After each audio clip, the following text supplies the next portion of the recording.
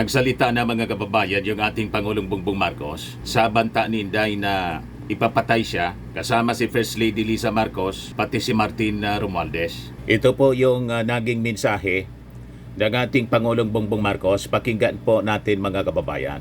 Bahala ang mga pahayag na narinig natin itong mga nakarang araw.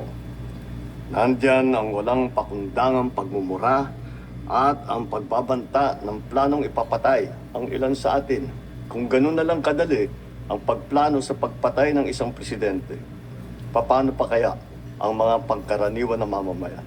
Yung ganyang kriminal na pagtatangka ay hindi dapat pinapalampas. Yan ay aking papalagan. As a democratic country, we need to uphold the rule of law. Ako, bilang pinuno ng Executive Department, at lahat ng mga nanunungkulan sa pamahalaan ay may sinumpaang tungkulin na tutup din at pangangalagaan ang konstitusyon at ang ating mga batas. Kaya hindi tama ang pagpigil sa mga halal ng bayan sa paghahanap ng katotohanan. Hindi na sanang hahantong sa ganitong drama kung sasagutin lamang ang mga lehitimong katanungan sa Senado at sa House of Representatives. Ang katotohanan ay hindi dapat itokhang. Tapos na sana ang usapang ito kung tutuparin lamang ang sinumpaang panata na bilang lingkod bayan ay magsabi ng totoo at hindi hahadlangan. Imbis na diretsahang sagot, nililihis pa sa kwentong chicheria. Hangad ko na matuldukan na itong mga pangyayaring ito sa parang matiwasay at magdadala sa atin sa katotohanan. 12 taon din ako nanungkulan sa magkaparehong kamara ng Kongreso. Batid ko ang kapangyarihan iginawad sa kanila ng taong bayan at ng ating konstitusyon.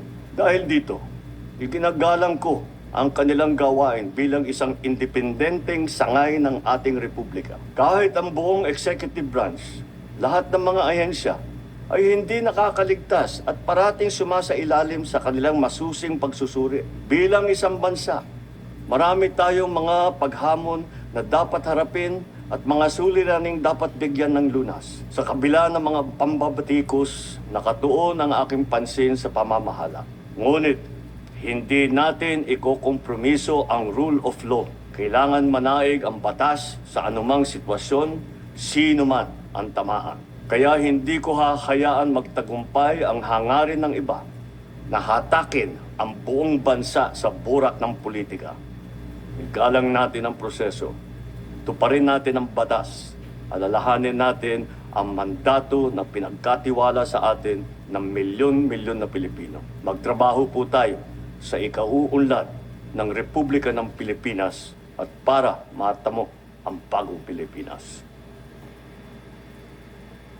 Yan po ang maiksi pero matigas, matapang na buwelta ng ating Pangulong Bongbong Marcos sa banta ni Inday na ipapatay silang mag-asawa ni Mrs. Lisa Marcos at saka po ni Speaker Martin Romualdez. Sa pananalita mga kababayan ng ating Pangulong Bongbong Marcos, makikita natin ang isang matapang na tigre ng Norte. Nasagad yung pasensya ng ating Pangulong Bongbong Marcos sa grabing pang-aabuso ng mga Duterte sa kanya. Lalo na ngayon si Inday na nagbanta na may inutusan na daw siya, mga kababayan, para patayin ang ating Pangulo, si Lisa Marcos at si Martin Romualdez. At ngayon yung latest, mga kababayan, nagwawala si Inday sa Congress. Nagiging unruly na si Inday doon sa Congress. Pilit mga kababayan na ginugulo ang congressional investigation na ginagawa ng House Committee on Good Governance and Public Accountability.